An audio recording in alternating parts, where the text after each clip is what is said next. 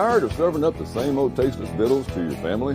Step up your grill game with new seasonings from Cloy's Southern Eats. Based off famous Southern recipes, our seasonings will add what's been missing to your family's feast.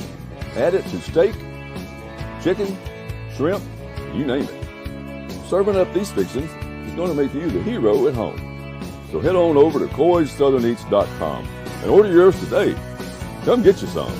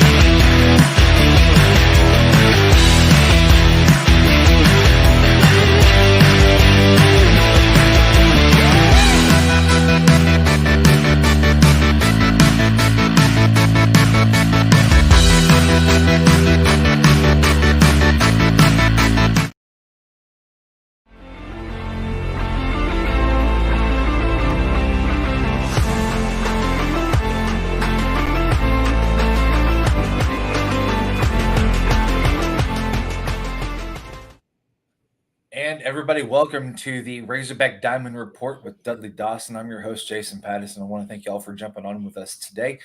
I want to thank our sponsor, Cloy's Southern Eats, for all of their great contributions. Also want to say that, Otis and I were talking earlier, and there's elephant in the room. Dan Enos was let go today about an hour and a half or so ago-ish. It was just right before Otis and I went on, probably about 2 hours ago almost.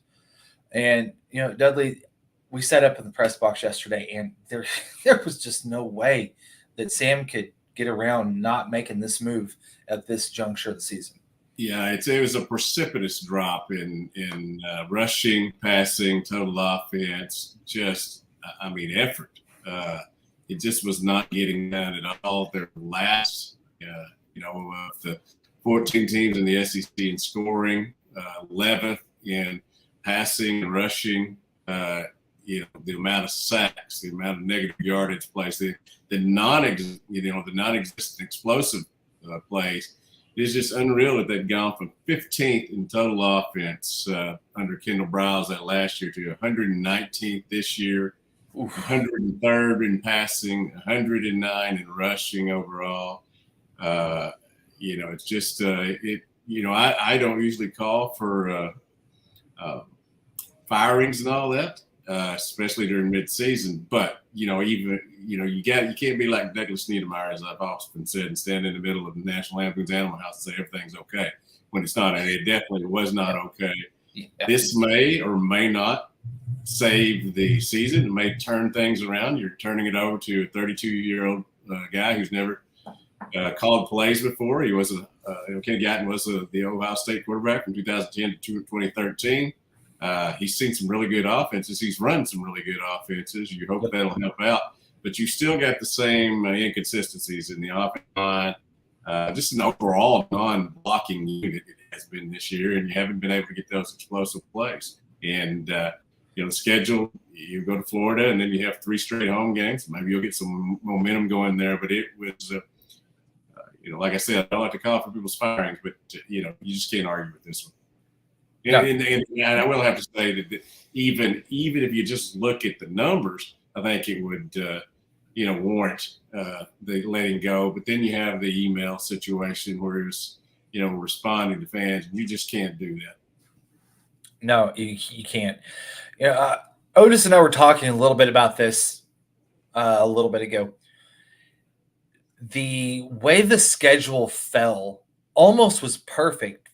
I hate to say it like this, but it was almost perfect because if your bye week is after BYU, for instance, Dan Enos doesn't get fired. Dan Enos probably is going to be here for the rest of the season, possibly. Sam and him might have been out the door at that point. This might be something that gives Sam that next year to see what he can do with the offense, because after 8 games, it just wasn't working.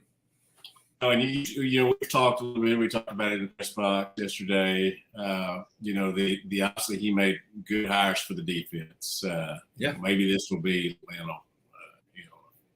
lightning and catching the ball and things will turn around. You at least have a favorable schedule, but still you're 2-6 and you've been lifeless or punchless or pathetic or whatever word you want to use on offense. And it has been culpability to go around. The head coach has made some decisions that just are mind-boggling. You came in and just like we were talking about with Mississippi State, their guy comes in and changes from the air raid to a running offense, and it hadn't done things for them that it should have. They were the lesser of two evils yesterday and were able to get one touchdown and get the win. I always go to the opposing locker room, do the opposing thing, and Zach Arnett, was calculated in what he said. He was happy to get the win. That's 2 wins for them in October. One more game against Auburn. As I was talking about yesterday, it's kind of like the consolation bracket final, or something between them and Auburn. Mississippi State with 1 conference win now. Auburn and Arkansas with 0. Yeah, that's when you say that, that's a really tough pill to swallow as a Razorback fan. But you have to look at what Sam did with the defense. It got revamped. It went from in the basement to what it is today. And I got faith that the guy can do that with the offense too. We just have to see, what, next decisions are made and what next steps are taken. So, and by the way, it is Zach Arnett, not Will Arnett. Yes. I've been trying to. I had to change that a lot this week. Will Arnett, he is Batman. I had to give you a hard time about that one because after you said that yesterday, it rang true with me as well. Because if I was doing that, I would have done the same thing as well. So let's kind of focus on the task with the Lady Razorbacks. They headed down to Birmingham a couple days ago, and I thought I had that up there, and I guess it didn't save. Dadgum. That's okay. Anyway, so the Lady Razorbacks headed down to Birmingham, Alabama for SEC Media Days, and Coach Neighbors seemed kind of like, hey, we got a squad that might sneak up on you a little bit, and the ladies really represented the university very well down there. Yeah, he's pretty straightforward. He talked about how this may potentially be his best team that he's ever had here in 7 years. I think the potential is certainly to do that, but that still may get you 6th in the SEC, which is what they were picked in the preseason poll. It's a tough conference, but what you worry about when you're at Arkansas right now is just getting back to the NCAA tournament. He made it clear that he had talked to some tournament officials, and if they'd won any of the 5 games that they lost by 3 points or less, that they would have gotten in. And so that tells you how close they were. From all intents and purposes, they've revamped a lot of things on the floor, revamped a lot of things in the offices, kind of putting positivity in it. And, as I've stressed many times, the people that they have back this year that they didn't think they were going to get back, even though Aaron Bynum, went to Mississippi State. I really think they've got the potential to be really good. And as he said before, we'll know sometime in mid-December whether they're legit or not. Yep. And first game, I do believe, is it November 7th? November 7th, and then 3 days later you have the screaming game where all the elementary school kids come out. That's always fun. 10 a.m. game. 10 a.m. on the 10th. Do they hand out any Excedrin, Any Advil, ibuprofen at the door with that game? It's BYOP. Bring your own pain relief in there. So, Coach Deifel, again, making waves in the recruiting waters, and she picked up a top tier, top shelf recruit over the week, over this last week. Talk a little bit about that. Yeah, Kamari Hall is a young lady from the Houston area, Clear League, Texas. She is the number 8 player in the country, or number 6 player in the country. I get them confused because Coach Dapple now has number 5, number 6, number 8, and number 27. It is a loaded 2025 class, and it's important to note that these girls are juniors now. They'll be here the next, not next year. We've also talked about Peyton Burnham, who's the young lady from Oregon, who has switched her commitment from Oregon State to Arkansas. She'll be here next year. I've had an enjoyable time talking to her, and she'll be ready to pitch next year. That's somebody who's had 367 strikeouts in 180 innings last year. That Newport meth helps me figure that. That's on average of 2 out of every 3. So they're excited to get her, and they're obviously they're going to lose a few people next year, and really a lot of the offense, but to have her come in as a pitcher next year with what you expect to have back as pitchers, and there's several more coming in that 2024 class. I think they're up to around 10 commitments in the 2024 class now. But we happened to be walking into the football game at the same time yesterday. I said, "You're keeping me busy with all these commitments." And she said, "Well, I think we're about done, to this point now, because they're getting pretty full up. But they are going to." She did mention, we'll go ahead and pass it along. I'll have a story up later this week on Peyton Burnham. I think I said that last week, but the other commits came in. So, but they are going to do their finale of the Razorback Unlimited scrimmages on Thursday night instead of Friday night at 5:30. I know that Grace, the communications expert for the Razorback softball, and myself are happy that Friday it will be free. Thursday will be softball. Yeah, that's you find out you got a free Friday night, and also that's going into the bye week as well. So you really kind of have an entire weekend to kind of plan something other than, rinse, wash, repeat. Yeah, you and obviously Kevin and you and John will be at the Purdue game on Saturday. I think I'm going to do it. It's going to be on SEC Plus, so I'm going to do the Purdue side of it.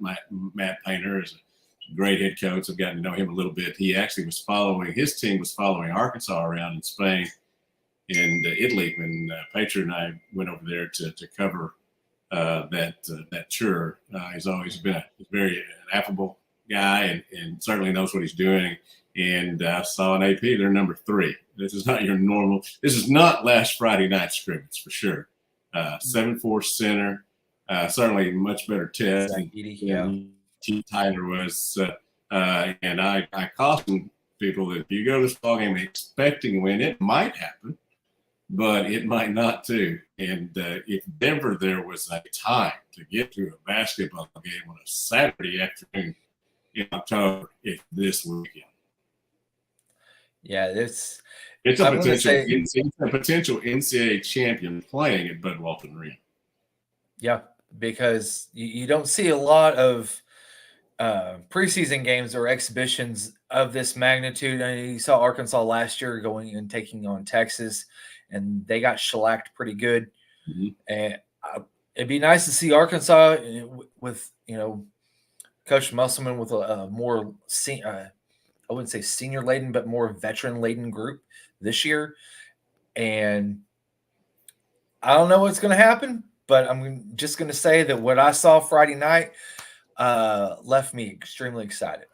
Yeah, even though Arkansas is playing at home, I think Purdue would be your legitimate favorite if there was a line on the scrimmage game. I don't know if they do those things, but I think that they're a legitimate national championship team. Arkansas is on the fringe there. This is a Purdue team that has so many people coming back. What they're going to be. I think Coach Musselman, who had the opportunity to speak to the neighborhood market in Fayetteville this week, which you never know where you're going to see here in Fayetteville at the neighborhood markets and Walmarts and all that. But the I think it feels real good about that team. But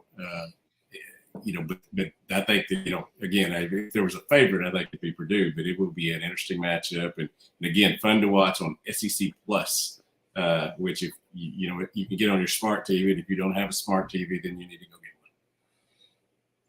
So I want to point out really quick over the weekend so far, a couple of other Lady Razorback teams that are having pretty stinking good weekends. You saw the volleyball team, Jason Watson. They took down the 12th ranked Tennessee Volunteers yesterday, if I'm not mistaken. And, came up short today against Kentucky, but on the road. But it's been a great season for them, and I'm sure they're looking forward to the next time they take the court in the spring. Yep, and they tops in the SEC right now. And you think about where that team came from. Whenever Jason took over that program to where they are now, he's just made leaps and bounds. You got people excited about volleyball in Northwest Arkansas, and that's pretty stinking hard to do. Yeah, the thing I think you look overall, and obviously, the football pays the bills. That's pretty well known, and they're having a down year, obviously. Losers of their last 6. But if you look at the other 18 programs, they all seem to be doing really well. All in decent shape and good shape. So overall, the state of the Arkansas athletic program is really good. It's just football always constitutes the mindset, for a lot of people. And Colby Hale, for instance, they won again today. They ended up capturing the SEC regular season championship. And man, I'm going to tell you, those ladies are rolling too over there. Yeah, I'm sure that we'll get an email, again, as we always do from Kevin Trainer about the cumulative programs and the Directors Cup and all that. And as I said, Arkansas has just had a wonderful overall sports program year. Even if your basketball program finishes 10th in the SEC, it finishes anywhere from 9 to 16. At the end of the year, really, really good group of coaches here right now. Obviously, we'll talk about coaches on the day that one has lost his job. And I do want to say this. I believe it was the right decision. But Dan Enos has put a lot of time in here and done a lot of good things over the course of his career, 2015, 2017 here. Didn't work out this year. And sometimes that's how things work. Doesn't make him a bad guy. It's just a bad year. Yep. I was talking with somebody yesterday after the football game, and one of the things that came up was that the state of Arkansas high school football it's pretty good, not the best that it's been, but it's pretty good. But it seems like this state is it's evolving into more of a basketball, then baseball, now football, and I think that's one of the things that Dave Van Horn has been able to kind of capitalize on over the last couple of years. I mean, is there any recruiting news that's came out of Bon Walker at all over the last baseball's pretty locked up on recruiting in 2024, 2025, and 2026 even. It's amazing. When I first started covering baseball full time for Hogville, I was writing about 8th graders committing.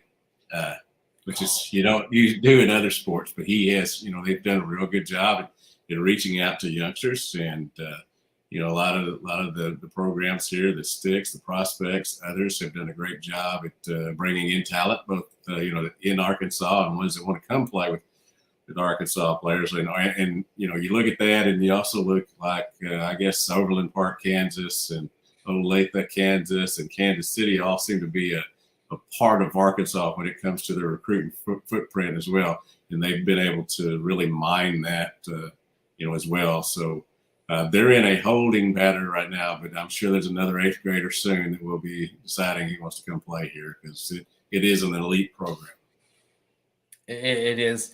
One of the things that I also kind of wonder about too is that, if you're able to tap into the baseball side of the Kansas area, I've had some talks with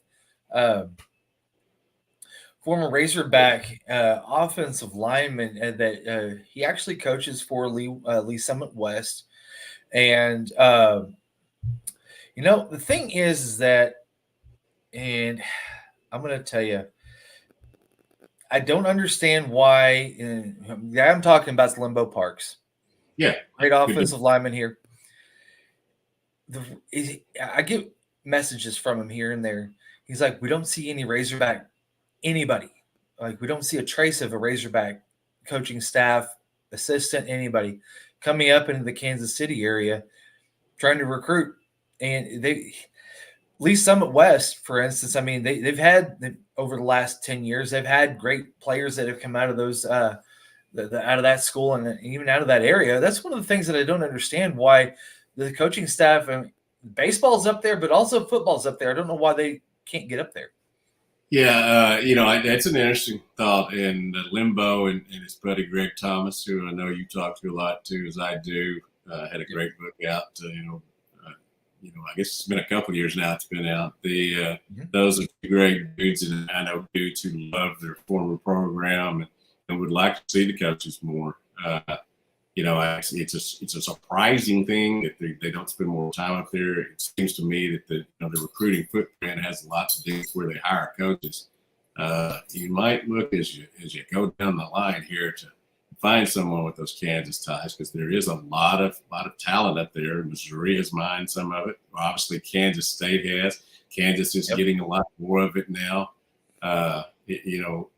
Arkansas had looked at a quarterback there for a while, and he ended up going to Kansas State. But it would be an area that you could really probably get some guys out of. But as we get now to the end of this season, we'll see what the staff looks like, where the recruiting is going to come from. But Limbo is right in that Arkansas needs to be in Kansas, and Greg's right in that Arkansas needs to be in Texas, which is a given.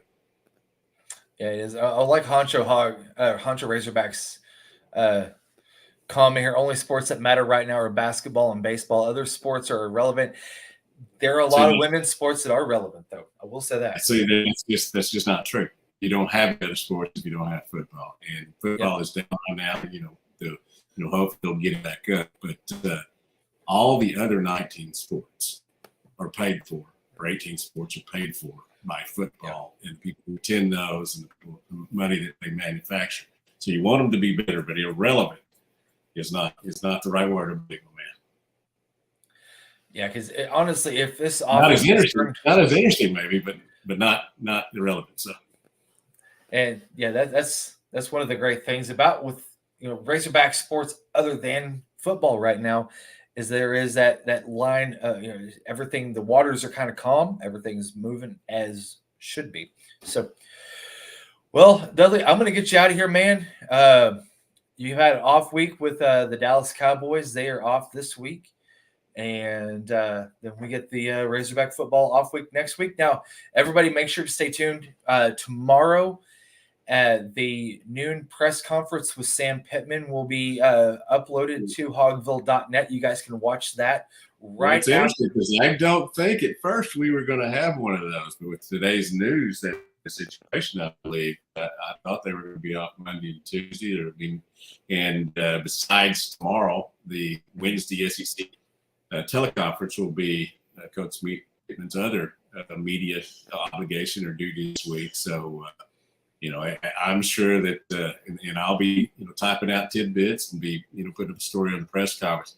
It's going to be an interesting one tomorrow, I think. And, I don't attend those these days because I'm always here Monday doing the opposing coach. But I know my fellow brethren in the media here in Arkansas get a lot of heat from fans, but I think they're doing a good job stepping up here lately. And some people get mad at that, some people don't. But it's we're supposed to be a conduit for the fans, and there's a way to do it. There's a way to ask your question without being basically a I do think rear about things. Yeah, I do think they're doing a good job, and sometimes you can ask a question, and I've certainly known this over the 40 years. You can ask a question, they might not answer it, You can ask a question like they did yesterday, and Sam Pittman answered the question. It wasn't necessarily the best way to answer it.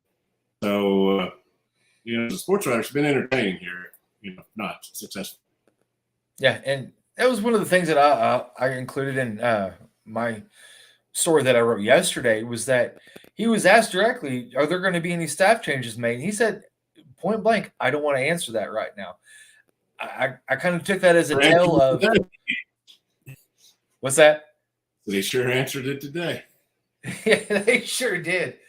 Yeah, because I'm not saying that that's a tell that Sam gives, but at the same time, the way that he answered that tells me that that was something already in the back of his mind that he's probably known for a couple of weeks now, that if things didn't improve and you didn't see the improvement that you wanted to see going through the Mississippi State game, that there probably was a chance there might be some change made. But then after the way that everything looked yesterday, and especially in front of a homecoming crowd, I saw Muskie Harris up at the basketball game. You had guys that have been around this program for 40 some odd, 50 some odd years, and you just can't have that happen. Well, there 71,000 tickets sold. There certainly wasn't that many there yesterday, but I do want to compliment the crowd, and I thought it was a better crowd than I thought it would be. But I'm telling you, it was rock bottom yesterday. Got home here and had a session with my dog talking over things. He knew what plays were going to come. So I think he could have called maybe a few better situations there. It just didn't work out. I like to say again that Dan Enos is not a bad man, but this was a bad year. Half year. Well, I'm excited to see what Kenny Guyton can do. And we've talked about this before. He's operated offenses at the highest level in college football with some of the best talent around. He understands, schemes. He understands. Yesterday, seeing a safety being able to cover two wide receivers at the same time, to me, is an indictment on Dan Enos, not personally, but professionally. And that's where, me personally, that's where I drew the line. Here's my big question. And again, they have the off week before they go to Florida. Kenny Guyton was here with Kendall Browse, worked closely with Kendall Browse. Yeah. Will we now see more of what we saw last year than this year? Or is the block, be it the offensive line, the tight ends, the backs, or whatever? I mean, they were loading up with blockers yesterday, trying to keep people out of the backfield and still wouldn't happen. Are we going to see more of what we saw, minus the tight end quarterback sneak, that we used to see? Because it just wasn't working. Trying to flip the system was not working. Everybody got worse. The numbers tell you what it is. I myself don't usually make too harsh criticisms during a game. Made a point that yesterday's first half was just absolutely pathetic. And everybody is those people that booed, that's legitimate, Yeah. I mean, I can't blame them. Again, they were there to boo. They paid the money and came to boo. I think that's all right with the way things were going. And obviously, it's a change today. We'll see what happens in 2 weeks, but I bet there's some different play calls come out that has been. They might not be effective, but there'll be some different things. And I guess Florida will have to get ready for. We'll have to go back and look at last year's tapes probably. Yep, I think that Coach Guyton goes back and looks, like you said, he's worked with Kendall twice now, and you look. I know for a fact he's going to go back and see what worked well last year. What was something that he's able to do, implement over a maybe six days of practice, and move forward with it. He's ran really good offenses at Ohio State. He worked under Tom Herman as a quality assistant in Texas and Houston, where he was a wide receiver coach. He's not going to be able to flip the switch, but I do think there'll be some differences. There has to be some differences in what they come out to show against Florida than what they showed against Mississippi State, who 7-3. My goodness, man. Most baseball scrimmages I went to this fall, had higher scoring than that. Yeah. I mean, like I told you up in the press box yesterday, it was like there was a pillow fight on Maple Street and it matriculated down into Razorback Stadium. And I don't think that's going to be the case from here on out, personally. So, all right, y'all we're going to get you out of here, Dudley, and y'all take care. We'll be back next week at 4:30 Sunday, usual time, usual place here on hogville.net YouTube Live. Want to thank Coy's Southern Eats again for our sponsor. Make sure to go out and check all of their great products at coysoutherneats.com, walmart.com, also at amazon.com. You can find them in select grocery stores in Northwest Arkansas and Central Arkansas. Make sure to go and rediscover the magic of Coy's Southern Eats. Come get you some. Dudley, take care, my man. All right, later.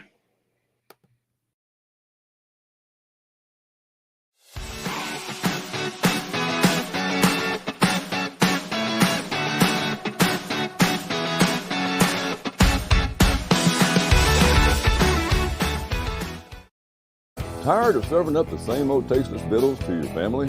Step up your grill game with new seasonings from Coy's Southern Eats. Based off famous Southern recipes, our seasonings will add what's been missing to your family's feast. Add it to steak, chicken, shrimp, you name it. Serving up these fixings is going to make you the hero at home. So head on over to coysoutherneats.com and order yours today. Come get you some.